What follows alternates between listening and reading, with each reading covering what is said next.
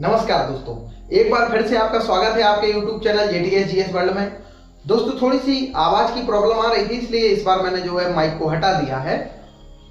तो दोस्तों, भाग्य के दरवाजे पर सर पटकने से भला क्या होगा? भाग्य के दरवाजे पर सर पटकने से भला क्या होगा?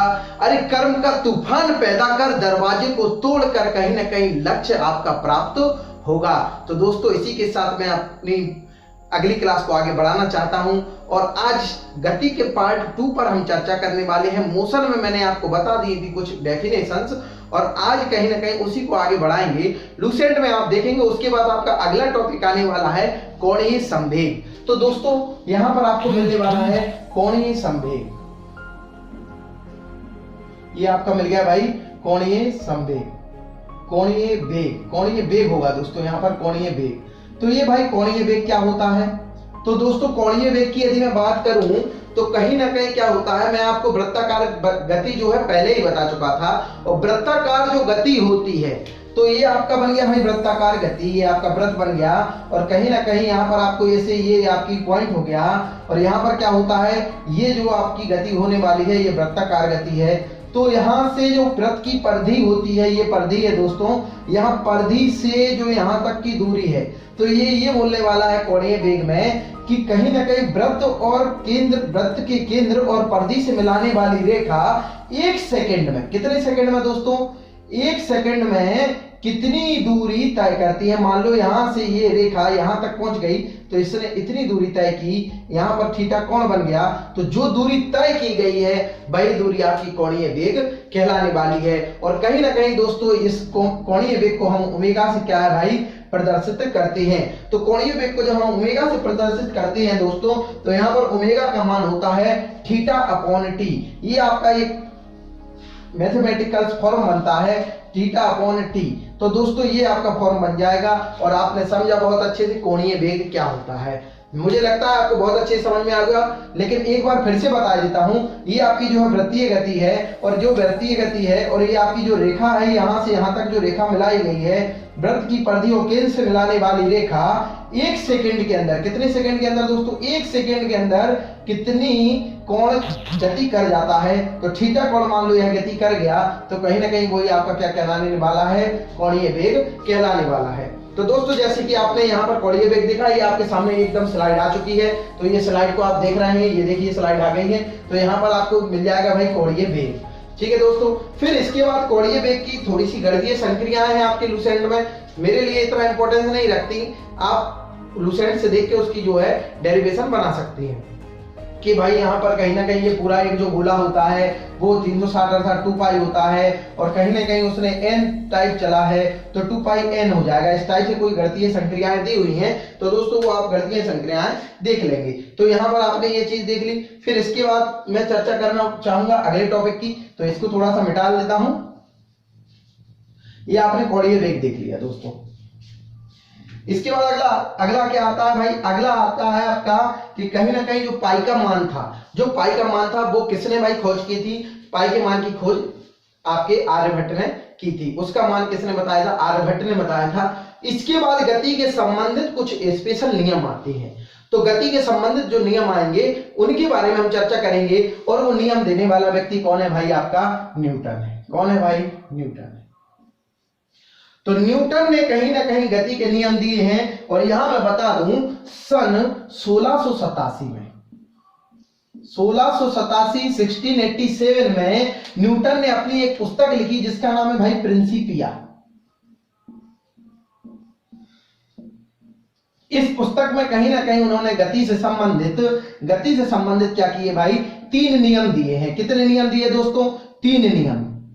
यहां पर गति से संबंधित उन्होंने 3 नियम दे दिए। उन नियमों के बारे में हम चर्चा करेंगे दोस्तों। ये भी आपके पास स्लाइड आ चुकी है, ये देखिए आपके पास स्लाइड आ गई है, और कहीं ना कहीं यहाँ पर आपको ये 3 नियम मिलने वाले हैं। तीनों नियम की हम चर्चा करेंगे। स्लाइड में सब कुछ लिखा हुआ है, लेकिन मैं थोड़ा सा आपको समझाने के उद्देश्य से बात करूंगा। लिखा हुआ तो आपको लूसेंट में मिल जाएगा, ये स्लाइड पे भी दिख रहा होगा, लेकिन मैं आपको कहीं ना कहीं क्या है भाई कुछ समझाने का प्रयास कर रहा हूं। तो प्रयास में आपको सबसे पहले ये है भाई, उसका पहला नियम क्या कहता है?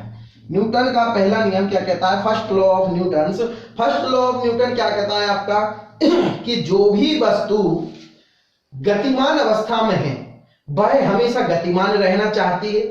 जो भी वस्तु विराम अवस्था में वह हमेशा विराम अवस्था में ही रहना चाहती है जब तक उस पर कोई बाह्य बल आरोपित ना किया जाए। अर्थात कोई वस्तु, जैसे कि हमारी पृथ्वी है, ये आपकी मान लो पृथ्वी है और ये कहीं ना कहीं सूर्य के चक्कर लगा रही है इस टाइप से, और ये जो सूर्य के चक्कर लगा रही है तो कहीं ना कहीं ये रुकने वाली नहीं है। क्यों नहीं रुकने वाली? क्योंकि इस पर कोई भी बाह्य बल नहीं लग रहा जो इसको रोक दे।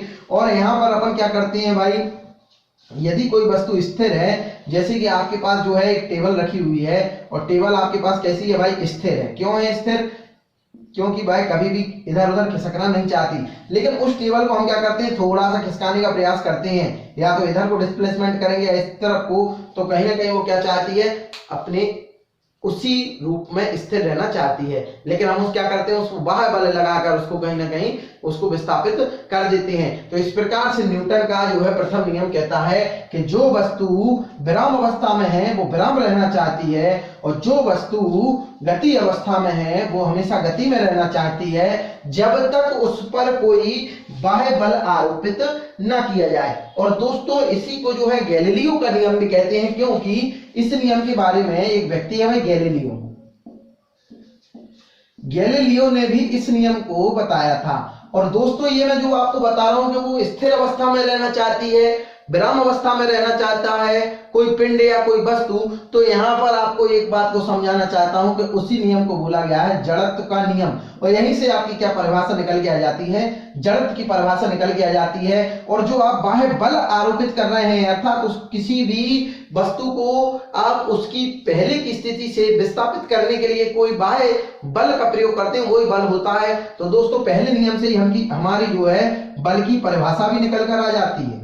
तो दोस्तों दो बातें निकल कर आई हैं पहले नियम से, कि पहले नियम आपको क्या बता रहा है, जड़त्व के बारे में। पहले नियम आपको बता रहा है भाई बल की परिभाषा। और दोस्तों थोड़ा सा याद रखना, पहला नियम बल की परिभाषा बताता है, दूसरा नियम बल का व्यंजक बताता है। दोनों में थोड़ा सा अंतर है। क्वेश्चन जब सामने आता है तो हम लोग क्या गलती कर जाते हैं कि भाई ये व्यंजक है, भाई व्यंजक अलग है, F = m, वो सेकंड नियम बताएगा, पहला नियम बल की परिभाषा बताता है। तो इस प्रकार से मैंने आपको बता दिया कि यहाँ पर जड़त्व मिलने वाला है, यहाँ पर बल की परिभाषा मिलने वाली है, गैलीलियो का नियम भी बोला जाता है, तो न्यूटन का आपका पहला नियम है। और यहाँ पर आपको सबसे इंपॉर्टेंट चीज मिलने वाली है भाई जड़त्व, अर्थात इनर्शिया।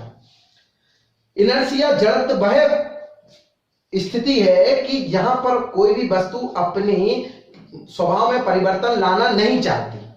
जैसे कि कोई वस्तु रुकी हुई है, और वस्तु रुकी हुई है और अपन उसको बाह्य बल लगाकर चलाने का प्रयास करते हैं। मान लो कोई बस खड़ी हुई है, अब बस को अपन ने जबरदस्ती धक्का दिया या उस पर जाके उसको ड्राइव करना शुरू किया, लेकिन वो नहीं चाहती कि वो चले, लेकिन अपन उस पर क्या बाह्य बल आरोपित कर देते हैं, जिसके कारण क्या होती है, वो बस आगे की ओर बढ़ जाती है। लेकिन कहीं ना कहीं वो स्टार्टिंग में आगे की ओर नहीं बढ़ेगी। क्यों नहीं बढ़ेगी?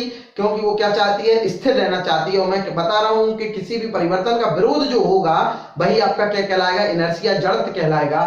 तो ये आपकी जड़त्व की परिभाषा हो गई दोस्तों। और जड़त्व में कुछ इंपॉर्टेंट बात है, क्यों यहाँ पर आपके लूसेंट में शायद ये चीजें नहीं दी होंगी, लेकिन मैं बताना चाहता हूं जड़त्व में कुछ इंपॉर्टेंट बात है। जड़त्व के प्रकार होते हैं, वो जानना इसलिए जरूरी है क्योंकि परीक्षाओं में पूछे जाते हैं, और स्लाइड में आपको सब कुछ दिखाई दे रहा होगा। तो यहाँ पर आपको जड़त्व की बात कर दूं, जड़त्व आपको मिल जाएंगे भाई 3 प्रकार के जड़त्व मिलते हैं। यहां पर आपको 3 प्रकार के जड़त्व मिल जाएंगे। उस पहले प्रकार का जो जड़त्व होगा उसको हमने क्या बोल दिया भाई, गति का जड़त्व बोल दिया। यहां पर अपन ने क्या बोल दिया भाई, गति का जड़त्व। दूसरे प्रकार का जो जड़त्व होता है वो मैंने बोल दिया भाई विराम का जड़त्व, विराम का जड़त्व। और एक आपका होगा भाई दिशा का जड़त्व, डायरेक्शन, इनर्शिया ऑफ डायरेक्शन। ठीक है। तो दोस्तों ये आपके जड़त्व की बात हो गई। तो ये भाई क्यों बता रहा हूं, ये इसलिए बता रहा हूं क्योंकि यहां से आपके प्रश्न आके खड़े हो जाते हैं। प्रश्न कैसे खड़े होते हैं, यहां पर आपको स्लाइड में एक एक चीज भी देखने को मिल जाएगी, यहां पर लिखा हुआ भी मिल जाएगा, और कोशिश मैं करने वाला हूं कि आपको जो है एक एक चीज समझ में भी आए। ठीक है ना। तो सबसे पहले बात करूंगा गति के जड़त्व की। तो सबसे पहले मैं भाई गति के जड़त्व की बात करना चाहता हूं कि सबसे पहले मैं गति के जड़त्व की बात कर लूं तो चलती हुई चलती हुई गाड़ी अचानक से रुक जाती है, तो कोई भी पैसेंजर उसमें जो यात्री बैठे होते हैं वो आगे की ओर झुक जाते हैं। वो क्यों झुक जाते हैं, वहां पर आपको क्या मिल रहा है भाई, गति का जड़त्व। गति का जड़त्व क्यों मिल रहा है, क्योंकि जब गाड़ी चल रही होती है, उस गाड़ी में हम बैठे होते हैं, हमारी बॉडी में भी क्या हो जाती है, गति आ जाती है। और जैसे ही हमारी बॉडी में भी जो गति आ जाती है, उस गति के कारण कहीं ना कहीं अपन क्या करते हैं, आगे की ओर बढ़ रहे होते हैं। ठीक है ना दोस्तों। तो उस गति के कारण क्या होता है, हम जैसे उसको आगे की ओर बढ़ रहे होते हैं, तो अब बॉडी गति में है, एकदम से ब्रेक जब लगता है तो हम आगे की ओर धक्का खा जाते हैं। तो ये आपका क्या हो गया भाई, ये गति का जड़त्व। प्रश्न यही पूछा जाएगा कि कोई भी व्यक्ति, जब यात्री बस में बैठे होते हैं और बस में यदि ब्रेक लगता है, यात्री आगे की ओर झुकते हैं, किस कारण भाई, आंसर होगा आपका जड़त्व के कारण। यदि उसमें भी उसने पूछ लिया, डिफाइन कर लिया कौन सा जड़त्व, तो भाई गति का जड़त्व। एक बात।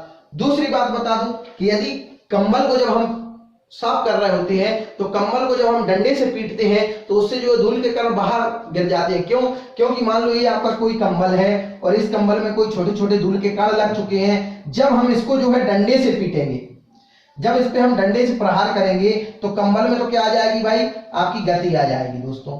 यहां पर ये गति आ गई। अब ये जो पॉइंट है, ये आपके जो कण है, वो किसका कारण करेंगे भाई, विराम का। तो कण क्या है, अपनी स्थिति में रहना चाहते हैं और वो वही स्थिति में रह जाएंगे, और कंबल को फटकेंगे तो कंबल अलग हो जाएगा और कण क्या हो गए, उसी स्थिति में रहकर जमीन पर गिर जाएंगे। तो ये जो मैंने एग्जांपल बताया वो आपका क्या हो गया भाई, विराम के जड़त्व का हो गया। और कहीं ना कहीं गाड़ी के यहां पर जो है इसकी जड़त्व की मैं बात करूं, तो यहां पर क्या हो जाएगा आपका, गति के जड़त्व में एक और बात क्या होती है, जब भी यात्री जो है बस से, एकदम बस चल रही होती है और चलती हुई बस से जब हम उतरते हैं, तो कहीं ना कहीं क्या करना पड़ता है, हमको दौड़ना पड़ता है। यदि हम चलती हुई बस से नहीं उतरे ना, दौड़ते हुए, या अपन विपरीत डायरेक्शन में उतर जाते हैं, तो भाई 2 गुलाट आगे की ओर खा जाओगे। क्यों, क्योंकि आपकी बॉडी उस समय गति में है, काय में है, आपकी बॉडी गति में, और वो गति में ही रहना चाहती है। लेकिन हम क्या करते हैं, जब उससे कूद रहे होते हैं तो उसको विराम मिलाना चाहते हैं, इसलिए कुछ समय हम जो है बस के साथ ही दौड़ जाते हैं, जिसको हमने क्या बोला भाई, ये भी एग्जांपल काय का हो गया, गति के जड़त्व का ही एग्जांपल हो गया। एक सबसे इंपॉर्टेंट बात, ये ज्यादा प्रश्न पूछा गया है, एसएससी में भी आया हुआ प्रश्न है कि जब कोई व्यक्ति ट्रेन में बैठा है और भाई कहीं ना कहीं उससे अपने हाथ में बॉल को लिए हैं, और चूंकि ट्रेन स्पीड में जा रही है, वो बॉल को क्या ऊपर उछालता है, और वो बॉल कहां पर जाएगी। तो भाई बॉल, यदि ट्रेन गति में है और भाई बॉल को ऊपर उछालता है, तो बॉल उसके हाथों में ही वापस आती है। क्यों, क्योंकि जिस बॉल को उसने ऊपर की ओर उछाला था, उस बॉल में भी कहीं ना कहीं क्या है, आपकी गति थी। क्या थी भाई, उस बॉल में आपकी गति थी, जिसके कारण वो डायरेक्ट हाथ में आ जाती है। तो ये आपके कुछ जो है गति के जड़त्व के एग्जाम्पल हो जाते हैं। फिर यहाँ विराम का जड़त्व में मैंने आपको पहला बता दिया। दूसरा कि भाई विराम का जड़त्व कहीं ना कहीं जब गाड़ी एकदम से, बस में यात्री बैठे होते हैं और बस एकदम से चलती है, तो हम पीछे की ओर धक्का खाते हैं। क्यों, क्योंकि हमारी बॉडी उस समय गति में नहीं, विराम में रहना चाहती है, और एकदम से क्या है, गाड़ी में गति आती है और बॉडी में भी गति आ जाती है। तो इस प्रकार से आपका क्या हो गया भाई, विराम का जड़त्व हो गया। विराम की जड़त्व का एक ये एग्जांपल हो गया। इसके बाद कंबल वाला एग्जांपल मैंने बताया, ये कि जो कण है वो विराम अवस्था में रहना चाहते हैं, जब हम उनको पीटेंगे वो विराम में ही रहेंगे, वो कंबल में गति आ जाएगी, कंबल इधर उधर होगा, लेकिन वो कण क्या उसी स्थिति में रहकर नीचे की ओर गिर जाएंगे। यहाँ पर मैं एक और एग्जांपल दिखाऊंगा, यहाँ पर आपको स्लाइड में दिख रहा होगा, एक बॉल होती है, उस बॉल को कहीं ना कहीं हमें गिलास में डालना है, और ये इस टाइप का गिलास यहाँ देख रहे होगे आप, ठीक है ना। जब इसको अपन खींच लेंगे, इस परत को अपन खींचते हैं, तो बॉल इसके साथ खिंच के नहीं जाती, वो बॉल कहाँ गिर जाती है, डायरेक्ट यहाँ गिर जाती। क्यों गिर जाती है, ये आप देख रहे होंगे, ये गिरती हुई बॉल क्यों गिर रही है, क्योंकि ये बॉल इसलिए गिर रही है, ये क्या है भाई, ये किस में है, विराम अवस्था में रहना चाहती है। आपने इसको तो गति दे दी, इस प्लेट को गति दे दी, लेकिन आपने बॉल को गति नहीं दी, तो इस प्रकार से वो गिर गया नीचे की ओर। इसी प्रकार से आपके पेड़ों का फल, यदि अपन पेड़ों को हिलाते हैं तो पेड़ों में तो गति आ जाती है, लेकिन फल में गति नहीं आती। फल अपनी स्थिति में रहना चाहते हैं, जिसके कारण कहीं ना कहीं फल विक्षेपित होकर नीचे गिर जाते हैं। तो इस प्रकार से मैंने आपको बता दिया क्या भाई, इसका ये विराम का जड़त्व बता दिया, ठीक है ना दोस्तों। यहाँ पर एक और इंपॉर्टेंट प्रश्न पूछा जाता है कि भाई बंदूक से चलाते हैं जब गोली, बंदूक से जब कोई गोली चलाते हैं और वो शीशे पर जब जाती है, तो कहीं ना कहीं वो छोटा सा होल कर देती है, लेकिन उसी शीशे पर हम जब पत्थर मारते हैं तो वो शीशा जो है चारों तरफ से चटक जाता है, फूटता भी नहीं है। लेकिन चटक उसके पूरे उस पर आ जाती है। तो कहीं ना कहीं ये बंदूक की गोली जाती है तो वो क्या होती है, फुल स्पीड में होती है, फुल गति में होती है, और कहीं ना कहीं वो इतनी गति में होती है कि जितने कणों पर वह टकराई है, ये जो बंदूक की गोली है वो आपके शीशे के जितने कण पर टकराई है उसको गति में लाती है और वो बाहर कर देती है और गोली बाहर निकल जाती है। लेकिन जो आप पत्थर फेंकते हैं उसमें इतनी गति नहीं है कि वो भाई गति, और वो गति किसमें उत्पन्न करता है, पूरे कणों में उत्पन्न कर देता है। तो आपका शीशा जो है पूरे कणों से चटक जाता है, ये शीशा आपका पूरे कण से चटक जाएगा, लेकिन कहीं उसमें होल नहीं हो पाएगा, फूटेगा नहीं, क्योंकि वो उसने वेग से नहीं आई और उसने सभी पॉइंट को, सभी कणों को गति दे दी। और बंदूक क्या करती है, इतनी स्पीड में वो निकलती है कि हर कण को वो गति नहीं देती। तो इस प्रकार से कहीं ना कहीं ये आपका एग्जांपल हो गया। इसके बाद ये आपके गति का जड़त्व हो गया, विराम का जड़त्व हो गया, और यहाँ पर आपको मैं बताने वाला हूँ दिशा का जड़त्व। और बहुत ही नॉर्मल है भाई, बहुत ही नॉर्मल क्या है, जब हम बस में बैठे होते हैं और जब मोड़ पर बस आती है और कहीं ना कहीं वो अपने लेफ्ट में मोड़ती है तो हम राइट की तरफ झुक जाते हैं, और वो राइट की ओर झुकती है तो हम लेफ्ट की तरफ झुक जाते हैं। वही हमारा क्या होता है, दिशा का जड़त्व होता है। तो दोस्तों इसका भी मैंने एक छोटा सा जो है स्लाइड एग्जांपल दिया है, आपको यहाँ पर दिखाई दे रहा होगा। तो दोस्तों यहाँ पर आपको जड़त्व के बारे में बता दिया, जड़त्व से संबंधित कहीं ना कहीं आपको प्रकार बता दिए, ठीक है ना दोस्तों। तो दोस्तों अभी आपने जो है जड़त्व के बारे में देखा, जड़त्व के प्रकार देखे। चूंकि यहाँ से प्रश्न बनते हैं इसलिए मैंने जो है जड़त्व के बारे में कुछ एक्स्ट्रा चर्चा की है आपसे, एक्स्ट्रा तो नहीं लेकिन वो काम की ही चर्चा है आपके लिए। तो दोस्तों इसके बाद अब मैं आपको थोड़ा संवेग के बारे में बताने वाला हूं। क्यों? क्योंकि न्यूटन का जो दूसरा नियम मैं आपको बताऊंगा वो संवेग पर डिपेंड करने वाला है। तो संवेग क्या होता है, यहाँ पर आपको स्लाइड में सब कुछ दिख रहा होगा भाई, तो यहाँ पर आपको संवेग मिल जाएगा। और संवेग क्या होता है, कहीं ना कहीं संवेग जो है किसी भी वस्तु के वेग और उसके द्रव्यमान के गुणनफल को हम क्या कहते हैं, संवेग कहते हैं दोस्तों। तो किसी भी वस्तु का जो भी वेग होगा और जो उसका द्रव्यमान होगा उसको हम क्या कहेंगे भाई, संवेग कहेंगे। क्या कहेंगे भाई, संवेग। ये तो हो गई भाई संवेग की परिभाषा। अब ये संवेग कहीं ना कहीं कहां पर काम करने वाली है, आपके न्यूटन के दूसरे नियम पर ये काम करने वाली है। तो न्यूटन का आपका सेकंड नियम क्या कहता है, तो न्यूटन का सेकंड नियम ये कहता है जो ये संवेग है इसमें परिवर्तन की दर, संवेग में जो परिवर्तन होता है, संवेग में होने वाले परिवर्तन की जो दर है वो कहीं ना कहीं यहाँ पर लगाए गए बल के समानुपाती होता है। अर्थात बल F है और कहीं ना कहीं संवेग में परिवर्तन हो रहा है, तो यहाँ पर v की जगह हम लेते हैं त्वरण। तो त्वरण जब लेते हैं तो कहीं ना कहीं ये समानुपाती होता है काय के भाई, ma के। और दोस्तों ये आपका आ गया, ये इसका द्रव्यमान है, ये उसका त्वरण है, और संवेग में हो रहा है ये परिवर्तन है, और ये काय के समानुपाती होता है, बल के समानुपाती।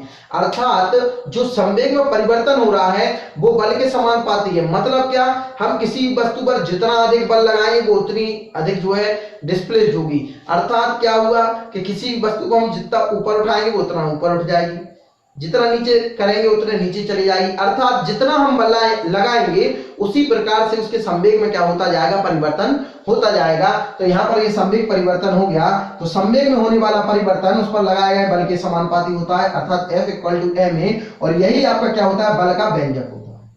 दोस्तों ये बल का क्या है भाई, व्यंजक है, ये बल का व्यंजक आ गया। तो बल का व्यंजक है ये, मैं आपको इसीलिए पहले बताया था कि यदि वो पूछेगा बल की परिभाषा कहाँ है, तो बल की परिभाषा पहले नियम से निकल कर आती है और बल का व्यंजक आपका दूसरे नियम से निकल कर आता है। तो दोस्तों इस प्रकार से आपका ये हो गया भाई, संवेग में परिवर्तन जो होता है वो जो संवेग में परिवर्तन की दर है वो कहीं ना कहीं लगाए गए बल के समानुपाती होती है। ये न्यूटन का आपका दूसरा नियम कंप्लीट हो जाता है। यहाँ पर अब गति से संबंधित न्यूटन का तीसरा नियम है, और ये नियम बहुत ज्यादा इंपॉर्टेंट है क्योंकि यहाँ से आपके प्रश्न बनने शुरू होते हैं। तो न्यूटन की गति का तीसरा नियम, थर्ड लॉ ऑफ न्यूटन के गति का नियम, थर्ड लॉ ऑफ न्यूटन, ठीक है। तो यहाँ पर न्यूटन थर्ड लॉ क्या कहने वाला है, तीसरा नियम ये कहता है किसी भी वस्तु के बराबर क्रिया के प्रति बराबर तथा विपरीत प्रतिक्रिया होती है। क्रिया के प्रति